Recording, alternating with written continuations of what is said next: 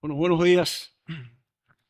No voy a leer. Iba a leer 15 minutos, pero que era lo que me correspondía, pero afectaría mucho ya el programa a continuación, y por lo tanto lo que voy a hacer es hablar algunas ideas en torno a un concepto que me parece medular dentro del pensamiento martiano, que es el tema del equilibrio, llevado y traído, pero sobre todo llevado y traído a partir de citas concretas de Martí, donde con claridad meridiana se refiere al equilibrio, a un vacilante del mundo, en las bases del partido, en el manifiesto de Montecristi y, por supuesto, en esa carta con frases lapidarias que le escribe a su amigo Manuel Mercado. Pero son frases que donde da a entender que prácticamente el equilibrio para Martí se reducía o se circunscribía a la independencia de Cuba y Puerto Rico, lo cual evidentemente era indispensable para lograr ese equilibrio, pero en un pensamiento tan genial como el de Martí, era difícil que pudiera concebir que bastara la independencia de Cuba y Puerto Rico para lograr un equilibrio. Por lo tanto, en este trabajo, que es más bien una suerte de convidar a reflexionar sobre el pensamiento de Martí como totalidad, que es, como integralidad que es, y como todo un hombre culto con un universo filosófico de pensamiento en todas las esferas, en todos los lugares, y síntesis al mismo tiempo de lo mejor de lo que se producía, para poderlo adaptar a la realidad cubana. Es un pensamiento electivo, no es un pensamiento acrítico ni copista, sino electivo, que es la mejor tradición de pensamiento cubano y latinoamericano del momento. Martí es un hombre síntesis y es realmente modelo en esa dirección. Yo parto de, para mí, ante razones geopolíticas que son esenciales, hay un tema, incluso geopolíticas y comerciales, que son esenciales dentro del pensamiento de Martí. Hay una concepción de naturaleza cultural que es clave. O sea, que es el reconocimiento, el autorreconocimiento de las jóvenes repúblicas latinoamericanas de sus propias riquezas en el ámbito cultural. Y desde muy temprano, ese oficio de periodista que estuvimos hablando hace poco en Santa Clara, ese oficio de periodista sirve de aula, porque tiene una matriz pedagógica clave. Martí es un pedagogo, algunos hablan de educador social, y evidentemente lo primero que había que llevarle a esas poblaciones muy heterogéneas, donde no solamente eran población blanca, habían poblaciones autóctonas de diferentes culturas, era llevarle justamente esa concepción de identidad latinoamericana, de esa identidad regional. Era lo esencial, porque no importaba si Cuba y Puerto Rico fueran independientes, si esa concepción, que posteriormente llamará Nuestra América, si no había una concepción de identidad dentro de estos pueblos tan heterogéneos, nacidos sobre base de proyectos republicanos exclusivos, de exclusión, no inclusivos, donde el indio, como Martí lo definiera, tan apto para todo y destituido de todo, no tenía un espacio para desenvolverse, para desarrollar, y como ciudadano, como individuo activo dentro de un modelo, dentro de un proyecto, era muy difícil. Y por eso sus artículos en la revista de Guatemala, posteriormente en todos sus proyectos, a veces fracasados, en Venezuela, pero siempre tratando desde el periodismo como tribuna, dar a conocer la fuerza y la importancia que tenía el teatro mexicano, que tenía la música mexicana, la cultura mexicana, a contrapelo de toda una especie de bombardeo cultural que venía del exterior y venía también de los pueblos de Latinoamérica, sobre todo a partir de la filosofía sarmentina, de la civilización y la barbarie, donde lo modélico civilizatorio era Europa, Estados Unidos, y los pueblos de América Latina tenían que imitar, en tanto componentes todavía no civilizatorios, no prestos para desenvolverse como pueblo civilizado, tenían que entonces imitar a esa cultura, hacerse de esa cultura, bien por vía de inmigración, y Argentina era un caso típico de cultura de inmigración, sobre todo procedente de Europa, de Italia, o bien copiar los referentes de los pueblos europeos y estadounidenses. Esa era la concepción de Sarmiento y de la generación literaria de 1837 en Argentina, que tienen Alberdi, una serie de figuras importantes dentro de ese pensamiento y que se había internacionalizado, sobre todo a partir de la segunda mitad del siglo XIX y sobre todo tras la impronta de la corriente positivista, donde el tema del progreso, el orden y la paz eran consustanciales a las civilizaciones desarrolladas, no así a pueblos como los de Latinoamérica, enfrascados en guerras civiles, en golpes de Estado, y por lo tanto había que llegar a ser como estas grandes naciones. Martí es todo lo contrario. Martí dice, no somos incivilizados, somos pueblos nuevos. Entonces, en tanto pueblos nuevos, había que llevarle a esos pueblos nuevos la idea de que realmente tenían una cultura propia y con una cultura que era una cultura valiosa, una cultura importante y que no solamente era una cultura blanca o la alta cultura, se podría llamar posteriormente, sino que también había que reconocer esa savia cultural que nacía, que venía desde los pueblos autóctonos, desde las poblaciones autóctonas. Por lo tanto, es importante. En los códigos nuevos que publica en la revista de Guatemala, está clarito. Él decía, yo conozco a Europa y he estudiado su espíritu. Conozco a América y sé el suyo. Entonces, planteaba posteriormente, tenemos menos elementos civilizadores porque somos muchos más jóvenes. No contamos seculares precedentes y hemos sido nosotros los latinoamericanos menos afortunados en educación que pueblo alguno. O sea, hay un reconocimiento de los valores de Europa. Martí es un hombre moderno, admira la modernidad, admira el progreso, pero eso no lo lleva a denostar la validez y los elementos valiosos de los pueblos de América Latina. Si no hay un autorreconocimiento, primero un reconocimiento o un conocimiento, y de ese conocimiento partir a un autorreconocimiento de esos valores propios culturales, era imposible hablar de equilibrio, porque sencillamente eran élites en el poder con un proyecto de poder, de gobierno, pero que excluía a un conglomerado importante dentro de esa población. Por lo tanto, para mí hay un primer componente dentro de esta concepción de equilibrio que es muy temprana en Martí, que hay que verlo desde el punto de vista de su naturaleza cultural. El equilibrio es un concepto que proviene también de muchas culturas, pero donde que en esencia la propia filosofía positivista lo acentúa con el desarrollo de la ciencia, sobre todo las matemáticas y la física. Esto proviene del equilibrio físico-matemático adaptado a una concepción geopolítica importante en este sentido a partir de un continente, como era el caso del continente americano. Por lo tanto, es importante esta... El otro componente tiene que ver con el desarrollo propio. O sea, Martí, por supuesto, hombre de su tiempo, conocía las claves de su tiempo, estaba consciente de que lo que estaban gobernando después de las independencias en América Latina no eran los sectores más radicales, ni siquiera los sectores balbuciantes del liberalismo. Estamos hablando de los años 20. Habría que esperar a mediados del siglo XIX con las reformas liberales para que realmente los sectores liberales empezaran con sus reformas y sus cambios a llegar al poder con determinados proyectos. Pero estos sectores liberales no miraban hacia adentro. Estos sectores liberales, muy vinculados, asociados a una oligarquía minero, agroexportadora, miraban hacia afuera, bien hacia Inglaterra o bien hacia Estados Unidos.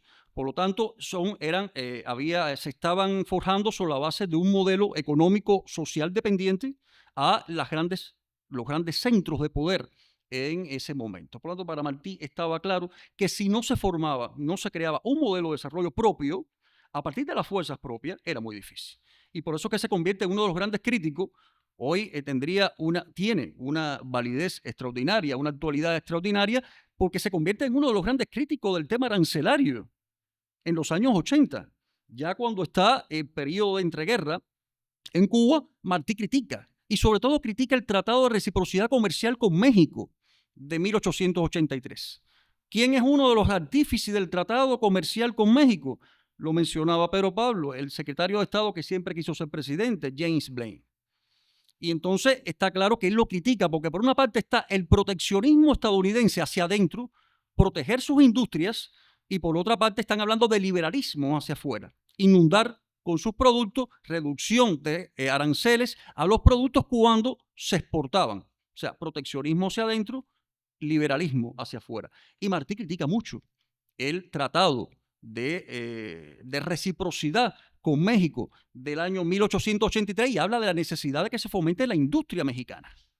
O sea, hay una necesidad de sectores, una burguesía nacional en aquellas ramas, en aquellos rubros que realmente tenían un despegue importante y que iban a ser asfixiados, iban a ser aplastados por el avance del liberalismo y de los proyectos y de los tratados liberales de Estados Unidos con relación a México.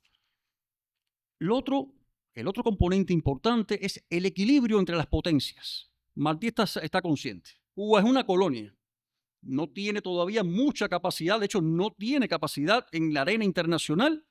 Marlene decía, éramos de jures españoles, porque realmente Cuba era bien desde colonia o bien desde provincia, como se le quisiera llamar en la época, éramos españoles de jures, jurídicamente, no de facto.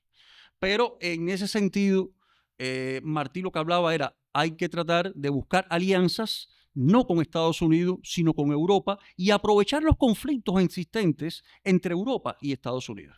Estos conflictos de los que estamos hablando hoy, y casualmente uno de los grandes conflictos entre Europa, Inglaterra y Estados Unidos era el Canal de Panamá. Porque desde 1850 se había firmado un modus vivendi entre Inglaterra y Estados Unidos en torno al canal, o sea, al istmo, por donde en futuro se construiría el canal, que era el Tratado Clayton-Bulwer, en virtud del cual ni Estados Unidos ni Inglaterra podían tomar sin la autorización previa o la venia previa de la otra contraparte, podían tomar ningún tipo de carta en el asunto. O sea, no podían tener intereses si no había realmente un compromiso con el otro. Y por supuesto que a James Blaine y a las altas esferas de la política republicana en los años 80 y demócratas no le convenía para nada el tratado Clayton-Bulwer. Y hubo muchas presiones en el gabinete inglés para que se derogara. Inglaterra no aceptaba y no aceptaría hasta allá hasta el siglo XX, y por lo tanto Martí trata de aprovechar esos conflictos. ¿Qué es lo que dice Martí? Que la Inglaterra ha obtenido ya la concepción de la mitad de la vía, pues lo que ven otros como un peligro, yo lo veo como una salvaguardia. Esto en los años 80, todavía no ha fundado el partido. Mientras llegamos a ser bastante fuertes para defendernos por nosotros mismos, nuestra salvación y la garantía de nuestra independencia está en el equilibrio, concepto, en el equilibrio de potencias extranjeras rivales. Esto es un estadista.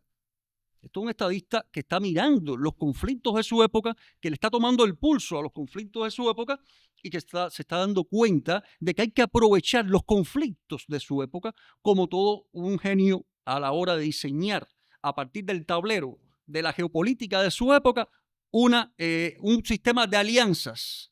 No porque Inglaterra fuera mejor, ni mucho menos, era una potencia, pero sabía que los peligros más cercanos estaban con Estados Unidos. Y si entre Estados Unidos e Inglaterra habían conflictos, vámonos hacia Inglaterra y vamos a aprovechar los conflictos. Esto no solamente era de Martí. Si vamos a Eugenio María de Hostos, famoso, importante pensador puertorriqueño, también lo vamos a ver. O sea, hay una concepción de equilibrio que estaba en la época, solamente que este hombre, que es Martí, logra madurar, consolidar, no solo en lo teórico, sino también llevarlo, había de hecho en la práctica como nadie en su época, la noción del equilibrio en ese sentido. Y por lo tanto, aquí hay un elemento importante. James Blaine no solamente es el artífice del Tratado con México, es el artífice de la Conferencia Panamericana de 1891, que aquí es donde Martí ya más se preocupa. Se viene preocupando. Es un proceso de formación de un pensamiento, vive en Estados Unidos, está desenterrando todas las tendencias expansionistas que ya se avisoran, pero ya la Conferencia Panamericana es la gran alerta. Y no es casual que posteriormente vendría ese ensayo modélico que sería Nuestra América, donde ya aquí sí él llama a Nuestra América, a estos países, a estos pueblos de Nuestra América, a tener en cuenta los peligros que existían. ¿Cómo reaccionar?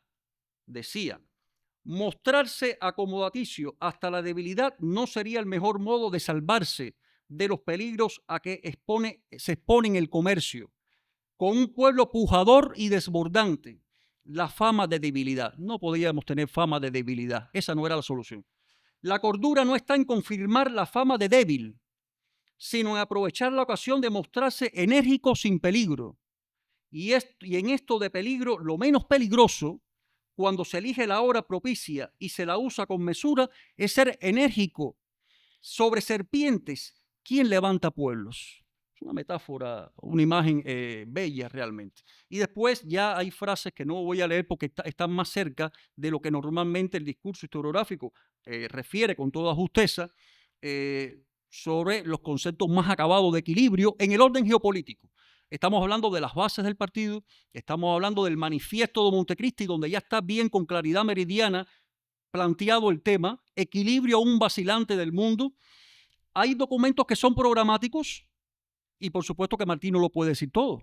Las bases, el manifiesto, son programáticos, pero en las correspondencias que le escribe, por ejemplo, Federico Enrique Carvajal, el mismo día que está firmando el manifiesto Montecristi, ahí sí no hay ningún tipo de barrera programática ni estratégica. Ahí está diciendo bien claro cuál es su concepción y cuáles son sus maneras de pensar. Termino sencillamente con un párrafo. Hay artículos importantísimos, el tercer año del Partido Revolucionario Cubano, el alma de la revolución, que es clave. En el fiel de América están las Antillas, que serían, si esclava, mero pontón de la guerra de una república imperial, ya está hablando con nombres y apellidos, contra el mundo celoso y superior que se prepara ya a negarle el poder. Y si libres, serían en el continente la garantía del equilibrio, la de la independencia para la América española. Esto es, para mí, este es uno de los textos más importantes. Y termino con el último párrafo, que me parece que es el llamado a entender a Martí en su época, porque no podemos descontextualizar a Martí nunca, ni traerlo de manera forzada a nuestro presente. Son épocas diferentes, solamente que sí hay que entender la lógica del pensamiento de Martí, cómo él lograba descifrar los fenómenos de su época y ver también entonces en ese sentido el punto de vista de la filosofía, de la manera, de su racionalidad como pensador, para ver también entonces cómo poderlo adaptar a un mundo diferente, aunque con coordenadas que sí vienen desde aquella época y se han definido con toda claridad. Termino sencillamente con este párrafo. Más de una centuria ha transcurrido desde que Martí elaborara todos estos conceptos. Los contextos históricos, como es lógico, marcan sus propias distinciones, son diferentes, y cualquier descontextualización del hombre y su época resultaría tan desafortunada como la copia mecánica de modelos foráneos. No se trata de aferrarse a las bellas citas, rebosantes de exquisitas metáforas, sino de escudriñar en la lógica de un modo de pensar de manera electiva los problemas y las soluciones de su tiempo. Claro que podemos y pienso que debemos preguntarnos siempre por la actualidad y el alcance de estas lecciones martianas concebidas a la altura de otro siglo. ¿Qué Martí necesitaría hoy América Latina? La misma interrogante que ha motivado a generaciones de revolucionarios en Cuba y fuera de Cuba. Nunca ha dejado de ser, desde la mirada lesamiana, aquel misterio que nos acompaña. Y es que el Martí que necesitamos no debemos dejar de buscarlo más allá de cualquier enigma. Muchas gracias.